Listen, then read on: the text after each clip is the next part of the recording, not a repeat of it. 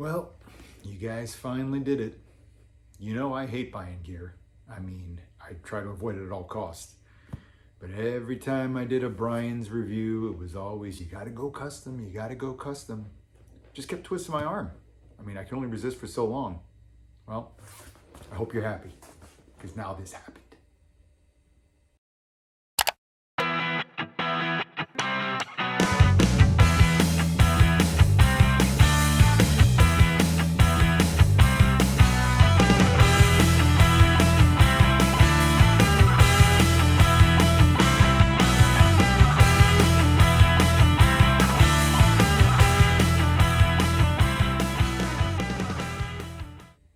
All right, guys, welcome back to another video. This is going to be the out-of-the-box look, talking about like specs, build, whatever, of the Brian's Optik 4, their newest pad. I've used at least the Brian's Optik 2, the Optik 3. I've had various versions of their genetic line, heritage pad. So I've done a decent amount of research and trial and error, whatever, of Brian's, and there's been some pretty mixed results. For the most part, I hadn't liked a lot of their pads in the past. Well-built pads, whatever, just for one reason or another, just didn't really work for me, just wasn't crazy about them. And then when I tried the Optik 3, I was really pleasantly surprised. And, it was just the stock Optik 3, which really that build is not my style of pad, but I had to admit I was impressed with the way it performed. It didn't feel really all that uncomfortable considering the style of pad it was. And that was the impetus of me deciding that I did want to give a custom pad a shot for Brian's. Yes, I do get a lot of pads, whatever, but for the most part, I get a lot of stock pads other than, a few here and there that I really think have a good chance of me liking them. But for the most part, it's just easier to resell stock pads, and it's probably more useful to you guys to get a review on a stock pad just because it's what's the easiest available to everybody. But I finally bit the bullet, ordered stock Brian's I ordered them as close as I could get them to how I order my, not stock Brian's, custom Brian's. I ordered them in specs that try to mimic as much as I could my custom Vons, which have, for me personally, have been the gold standard in pads. They're always my, top set that I use, play the best in. So these gaudy bad boys are the Optik 4s. I got them in gold to go with my FSU set. I've already done a Bauer Hyperlight 2 set in gold to match my FSU alumni team. So I figured, I wanted to keep the Vaughn stuff kind of as the Panthers colored stuff, and I did this in gold, so I already have the gloves to go, that I could go with this with the gold Bauer gloves. The reason why I only got the leg pads and not the glove and blocker, I'm just not a fan of Brian's glove and blocker. I've tried them in the past. With the gloves, it's just their custom brakes, just none of them really do it for me. I'm really a 590 guy, 60-degree brake guy. They kind of do their own brakes. They don't follow the same brakes that a lot of other companies do. And, I've definitely heard people that say they just absolutely love Brian's. I think with Brian's gloves, it's like you either kind of love them or hate them. Some people swear by them. Some people, again, because it's brakes they're not used to, they're just like, yeah, I can't get used to it.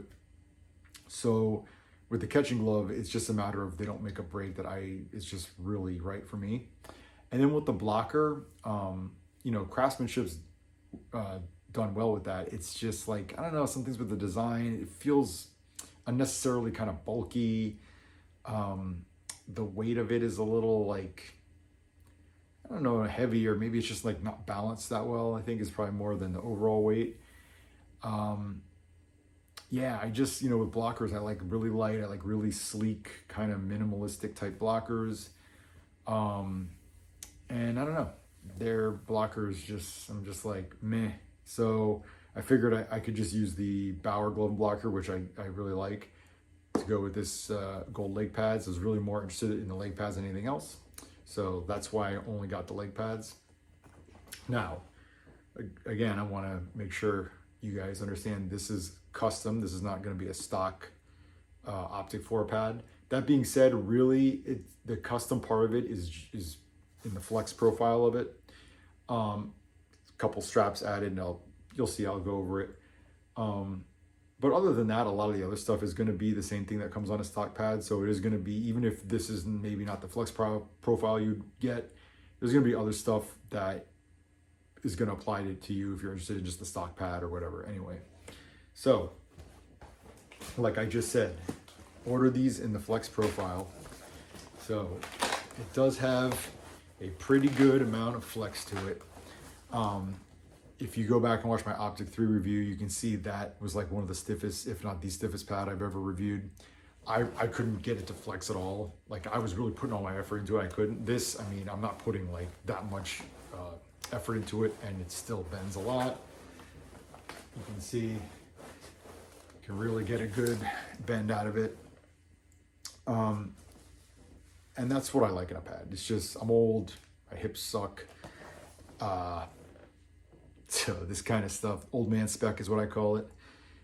Just agrees with my body more than anything else. I know the advantages that a stiff pad have, but ultimately, if you don't feel good and comfortable out there playing, I don't care what advantages a stiff pad has, you're not going to play good. So I rather just feel good and comfortable in the pads. So that's why I got that flex. They call it the flex profile. So you can get three different ones: flex, fly, or max. Max is the stock. That's the ridiculously stiff one. That's what I have my Optik 3s in. Flex is their most flexible option. The fly, I've never actually used the fly. I guess it's something kind of in between, but I think it also kind of makes the shape of the pad a little different. I'm not 100% on that. Like I said, I've never dealt with the fly spec, so I'm not 100% sure of that. The max and the flex, those I know I've used, and I know what they are all about. Fly, I don't know. I don't want to like say things for 100% certainty with that. So the other custom thing that's very obvious, gold. Again, I kind of explained why I went with the gold already. Now the thing is, I didn't go with their sliding material because they don't offer it in gold. And to match what I was already doing with my Bauer gold set, which is all gold, pretty much, other than a few of these, where do you see the color? Oh, you see it on the back. Other than this Arizona red accent. So I wanted to keep the all gold kind of thing going. So I got weave. When it comes to sliding, the Gen Pro is the most generic. That's what's been around for many years. Weave usually slides a little bit better, and then after that, you got various companies specific sliding material. Now, stock, you'll get their sliding material on their pad. In the past, when I've tried their pads with the sliding material, like it's been all right. It's like not bad. It's like it's not like I haven't hated it like I've hated True's sliding material. But I didn't think it was like any huge difference or whatever. Like, it's, for me, the Vaughn Quick Slide is the best, bar none, best sliding material any company uses. I'm not including any like add-on thing like Warrior's plastic piece they add onto the knee, whatever. But as far as like the actual material that's built into the pad, Vaughn's is the only one that I can clearly see a difference in the sliding, and it's consistent no matter the ice, no matter the situation, it always slides well. Everything else I've tried has either been, some of them have been bad, like I said, the Lefebvre. Some of them, like the Bryans, have just been kind of like, yeah, whatever. It's, it's fine. It's just doesn't blow me away. So I didn't think it was a big loss, really, that I wasn't able to get the sliding material in gold. So whatever, it's weave on the sliding surfaces, but stock will come with their special sliding material. Off the top of my head, I forgot what they call it, but it's their special sliding material. To go along with the old man spec, I added the leather straps at the thigh rise and the knee. Now, if you've seen my Vaughn reviews for my custom sets, you know, that's how I do it with them too. Like I said, I was trying to recreate what I do with my Vaughns, really because I want to see if I have options, right? Like, I love the Vaughn gear. I'm not so crazy with some of the decisions the people in charge of Vaughn make. Some of the stupid rules they have about things you can get, custom graphics, all kinds of stuff like that, right? So I would love to have other options, especially with Brian's, because Brian's, as far as I can tell and what I've heard from other people, you can do almost anything with Brian's pad, especially with graphics, whatever. Like, I love that about them. So I would love to say, wow, I found a Brian's pad that's as feels as good and plays as good for me as my Vaughn's. So hence these straps.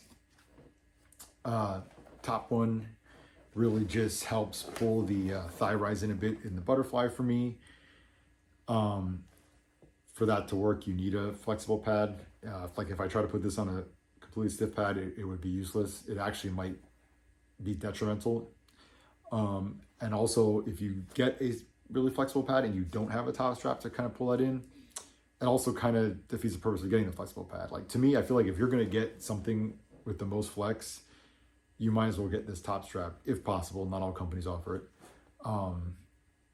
Otherwise, it's just, you're not really optimizing what you want to use that flexible thigh rise for. The one behind the knee, it's a little less necessary for me, but it's just something I've been using for so long, and it just kind of helps keep the pad on the leg in like scramble situations, whatnot. It provides a point where the back of your leg is not going to come out past this. That's really all it does. I've used plenty of pads without it, and like I'm saying, it's not as necessary for me as this top strap for my comfort, but if it is an option, I like to get it when I go custom. So I think that's basically, yeah, that's pretty much the only like really super custom thing I did is adding these straps. Everything else is just like a standard option. Like, even the flex profile, standard option you can get when going custom. This is a little more like special request thing. The bootstrap as well is something that I don't think it comes stock, but again, it's just a regular custom option you can do. Again, this is just part of my old man spec thing I've been using for years. I like the bootstrap. Just, I don't wear it super tight, but I just want a point where your skate can't move so far off of the pad, right? Like, I don't mind the pad being a little loose. Like, I don't wear it super, super tight to my leg, but I want a little wiggle room with that pad, but I also don't want it to just like really come off my leg. I want there to be some security with it. So that's why I still go with a bootstrap when possible. I have used some pads. A lot of the stock, more modern pads don't come with a bootstrap anymore. And it's been, it's doable. It wasn't anything really that bad about it. But again, much like with the strap behind the knee, if I can get it, I opt to get it. Another thing that's different from a stock pad, the stock pad will come with their bungee toe tie system. Either way, I don't care for their bungees, so I know I wasn't going to use them anyway, so I just went ahead and ordered the skate lace. If you've seen my other videos, I use Kova's toe tie system, so I'm going to attach that. This is just how it is out of the box, so I haven't like changed anything on these pads yet, but I'm going to take this off, use the Kova toe ties on it. All right, so I think that pretty much ends anything that was like special request or even just a regular custom option. So everything else from here on out I'm going to talk about is going to come on the stock pad as well. So okay, let's go from the top down. The knee block here. So they changed up the knee block a little bit from the Optik 3. It is now, I guess not technically one piece because you got this part on the outside, but on the Optik 3, even this section, like it had the outer piece, but then this section was split up into two. And this is just the way just about all goalie pads are going now, all companies, whatever. They're just going for a large, solid knee block at this point. which this is a little thicker than the Optik 3's knee block. And like I said, it's just this one solid block piece. It's not split up into multiple parts other than this other part here. And what this is doing is it helps hold the knee block in place. So if you're curious about like the flexibility of the knee block, you know, there is some give. You can see it has some movement, especially inwards. But I mean, when your knee, your leg is in the thing, it's obviously that's keeping this to the outside. It's not going to move inwards. But as far as outward, which is really what people look at when they look at how flexible or loose the knee block is, there's not a whole lot of movement, but yes, there is a little bit of give. And I find it a little curious that Brian's isn't going the way that a lot of other companies are, where they're integrating the knee block into the pad. They do not at all. It's just being held by this, which is pretty impressive actually, that this little outside piece is holding it that much in place. But see, when I take that out, and you can see when you do order this strap, they feed it through there. Actually, let me loosen this too so I can show you better the knee block. All right, now when you get rid of this, this is really loose. I mean, it's just like, it's in by this cord here, just like threaded in there. And that's really the only thing holding it. So this by itself is very loose, barely attached to the pad. This is really doing all the work holding it. And like I said, I'm pretty impressed that this one flap holds it in place as much as it does. If you take a look inside, you can see what they use for the knee block. So where your knee lands, you'll see it's this white piece. That's a fairly soft piece of foam, which makes sense, but that's the contact point of your knee when you're landing on it. You want that to be a little soft. If it's really hard, it's gonna hurt your knee's gonna be sore. But then beyond that, you see, what is it? Three different pieces of hard foam. Is it even foam or? Yeah, it's like a hard foam. It might even be like plastic and then like a foam over it. Either way, it's very hard, these other pieces. I guess if you want, because these are all removable. So I guess if you have your own other materials or whatever, you want to make it softer, you want to make it even harder, I wouldn't recommend that, but I guess you could take these out and put whatever you want in there. So that's kind of cool that you do have that option. I don't know that Brian's really wants you to do that, but technically you have that option. These things could come out, you can fill it with whatever you want. But the way it comes is like this. So yeah, and then I'll show you, let me reattach this back here.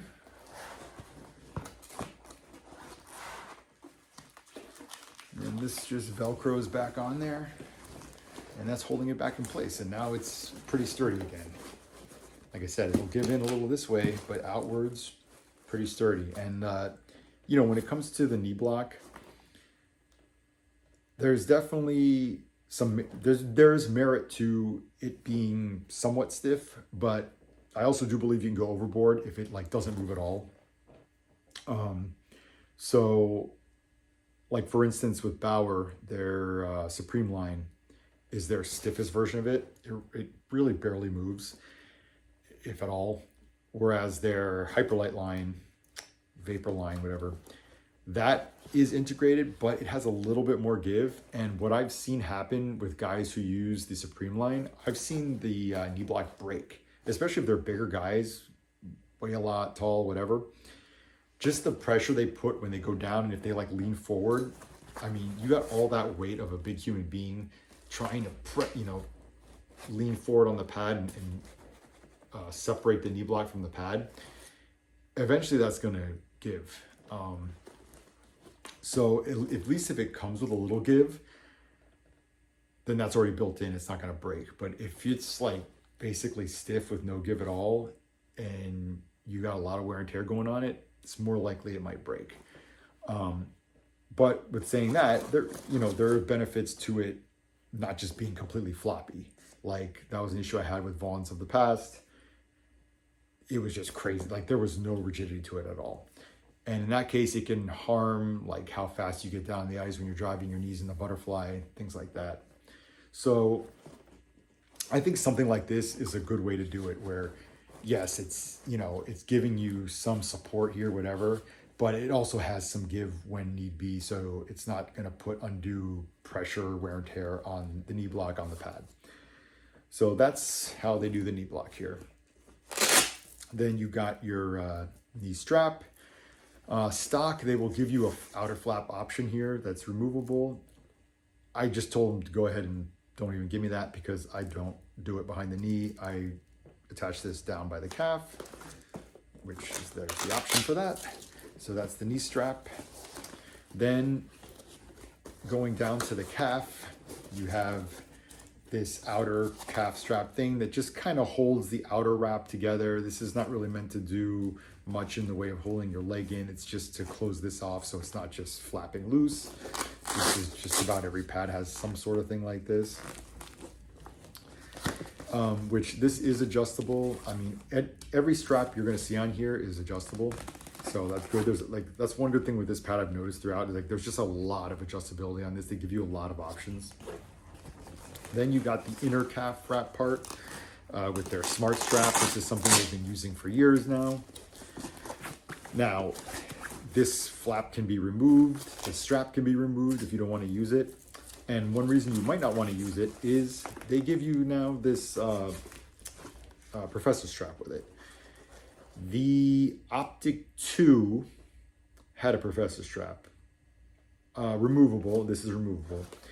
But the Optik 2's professor strap, I believe it was removable with the Optik 2. Either way, I remember using it with the professor strap and not liking it. I just didn't like their design of their professor strap. The way they used to do it was, there was no give to it. They didn't use like elastic. It was just like a nylon strap and then attached to the pad. And I think when you do a professor strap like that, where it has no give, it can be a little bit much, a little jarring, a little too inhibitive to your leg. So they've now redesigned their professor strap, and I haven't used this pad yet, but just seeing it, I really like it. Like, it looks very high quality, high end. Like, this is, just looking at it, this is the nicest looking professor strap I've ever had, and I've had a lot of professor straps. So, you know, it's something I usually prefer on a pad. There's been a few rare occasions where it ended up not being the right move for me on a pad, but for the most part, I do like using a professor strap. You see this really nice, now this is made of their sliding material. Of course, you're not sliding on this, but I think they just use it there because they think of it as like a high wear area. So they use it to more protect it. It has a really nice plush padding here. So this seems like it's super comfortable. And then the best part that I like, it's elastic, it has some give. But like I said, at the end of the day, this is removable. You can take it out if you want to use it. To me, it seems like it's a little overkill to use both this and the smart strap. With the Optik 3, it didn't come with the professor strap, and I just used the smart strap. But I'm going to see when I use it. I'm thinking I'm only going to use one or the other.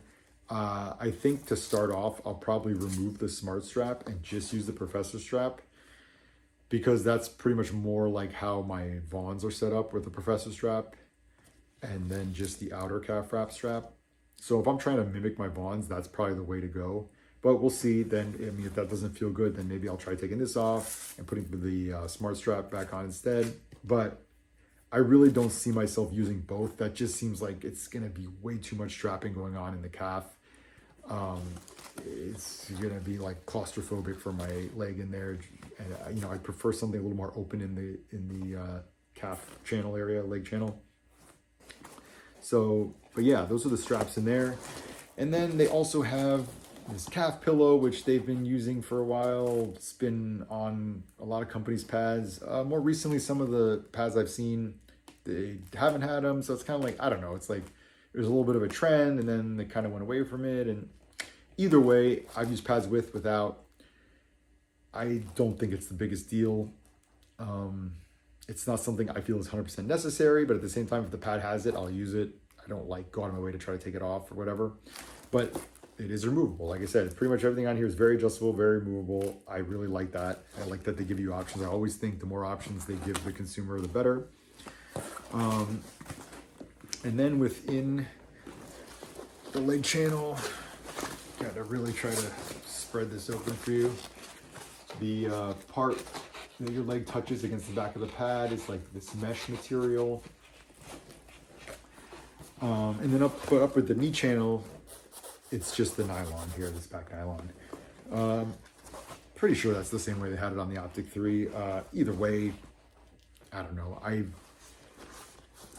use different companies' setups of this. I've never felt there was one thing that was like so much better than others. Vaughn uses a completely different material in this whole area. It's fine. This setup is fine. I've used in past Brian's. Other than the fact that it's got like a little cushiony thing to it. It's not like completely flat like the knee part is, but yeah, as far as like the materials they use, whatever. the mesh material, or if they just use all nylon, it really wouldn't matter too much to me. Going down to the boot, much like just about every pad now, and they had already started doing this with the Optik 3s. It's a flat boot channel. There are no boot channels, really, to be more specific. I do feel like it's even more flat than the Optik 3 was. I think the Optik 3, even though it was billed as a flat boot channel, it had a little bit of a dip right here where your skate would go, but this just looks a lot more flat. This is much more similar to my Hyperlight 2s, even my Vaughn V10s. Vaughn went that way too. And like I said, I think just about every pad. I don't know, off the top of my head, I can't think of a pad that has a boot channel anymore. So yeah, that's how the boot area is. And then then there's your toe bridge, and I already talked about the toe tie part. So that's the back side of the pad, the leg channel, the calf channel, strapping, that stuff. Moving to the front of the pad, not a whole lot to talk about. As with the Optik 3s, there's basically almost no outer roll. You can see how little that sticks out. It's barely anything. So what's the kind of pros and cons of that? Because their other line, their iconic line, has more of a protruding outer roll, more traditional outer roll. I guess the pro of it doing it this way is, I don't know, probably I guess less weight, make it more sleek, more thinner, also when you're post-integration, it makes your whole pad sit a little more flat on the post, as opposed to if this protrudes out more, that might hit the post and then leave a little bit of a gap. I don't know that a puck would even fit in there with that gap that a more traditional knee roll or outer roll creates. It's not a big gap, but that is kind of something they promote as a reason for this. What could be a con of it this way instead of having the more traditional one? You can say that a more traditional one, when you're down in the butterfly, and the angle, the trajectory of the puck, if it's sticking out a little more, it can somewhat cut down the angle of the puck, but the puck would have to be very close to the pad to really make any significant difference in that regard.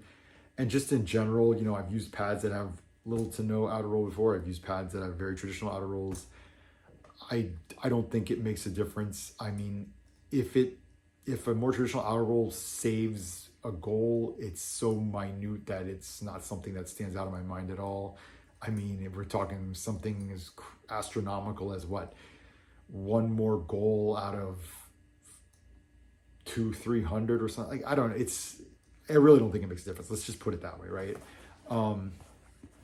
I do think this is like a cleaner look, though. Like I said, I like that it's a very thin, sleek profile. So I'm completely fine with this. I have no issue with that. The front of the pad feels fairly stiff. It does not feel like really, I mean, there's a tiny bit of give, but I feel like it's probably going to kick out the rebounds pretty good. I'm not expecting it to necessarily be like Bauer good, because the Optik 3 wasn't quite Bauer good, but the Optik 3 had pretty decent rebounds. I'm expecting probably about the same level of rebounds on this. So I think the only thing left to talk about is the graphic, which the way I did this, the graphic is completely meaningless. But I will say, when it comes to stock graphics, this isn't bad. I don't really think any stock graphic is that great for the most part. In fact, I think most stock graphics for most companies' pads suck. Unfortunately, especially Vaughn's, which even though they're my favorite brand or the best for me to use, like I hate their graphics, and they don't allow custom graphics on new release stuff, which I'm usually getting new release stuff from them. So for the most part, I'm stuck with their crappy stock graphic. With this, if I was planning on incorporating the graphic, I actually wouldn't mind it too much. I think you can do some things that look pretty good with this graphic if you play around with the customizer. It's a little more out of the box than most custom graphics are just very basic, like shapes or lines.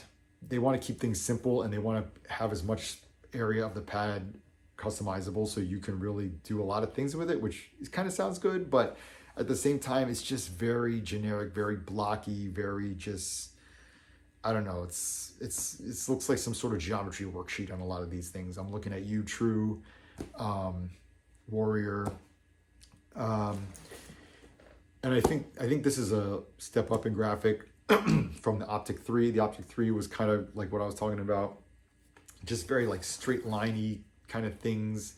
It almost looked like a Transformer graphic. A lot of people were saying the way it was set up. It wasn't very well received in general. But yeah, this one I feel like is not bad for a stock graphic. It actually might be the best stock graphic going right now if I stop to think about it. I really can't think of another stock graphic off the top of my head. But yeah, so if you are looking to incorporate the actual graphic, I think there's decent ways you could do it, good options with that. Trying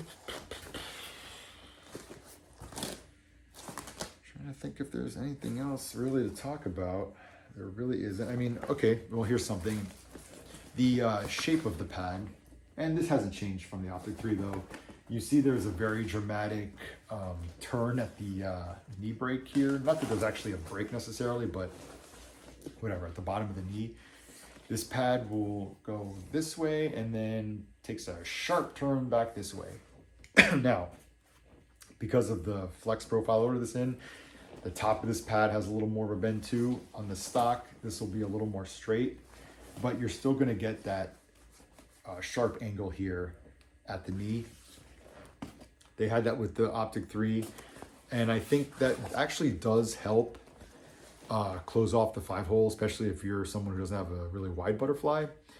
Now, if you get a flexible pad, you really don't need it to be that much of an angle because the pad is going to flex back on you, especially if you got this up top pulling it in. But they don't have an option to like change the shape of this, even if you get it in the flex profile. So it is what it is. It still comes in that shape. But I feel like it's not really necessary for me in this build, but it's definitely with a stiff pad with their stock max flex. The fact that it's angled helps, and I think that's why I did, or at least part of the reason why I did like the Optik 3 as much as I did, even though it was a very stiff pad, because it still helped me close my narrow butterfly 5-hole. Yeah, I can't think of really anything else to talk about as far as just the specs go. You know, like I said, I haven't used these yet. This is just pretty much how they are out of the box. Just got these a couple days ago. But yeah, I'll use them for a while, and then obviously I'm going to do a review on them. I'm, you know, very hopeful that this can be something that maybe replace my Vaughn's. Give me some more options as far as other than just relying on Vaughn's to be my main set, but we'll see. Yeah, so that's going to be the end of this video. And as always, if you have any questions, comments, whatever, leave me a comment. I'm usually quick to respond. Even if I'm not quick, I will get to it at some point. I always respond. But yeah, other than that, I'll see you guys in the next one.